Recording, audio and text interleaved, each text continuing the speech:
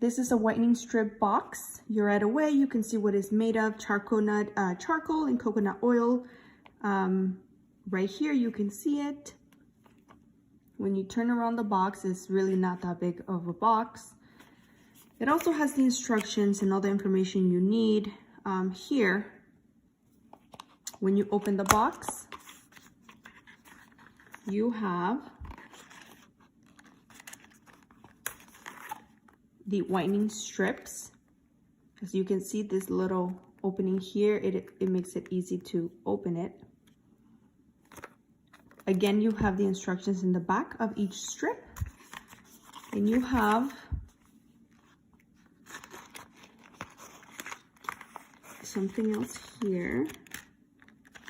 Here it is, which is the manual, the user manual, which tells you exactly how to use it, how long, and all of that information here. It tells you how to use, tips to remember, and all of that. But it also comes with a teeth shade guide, which is a good thing. That way you can compare where you are and where you want to be. It also brings a little caution, little note here. So it's really self-explanatory pretty much.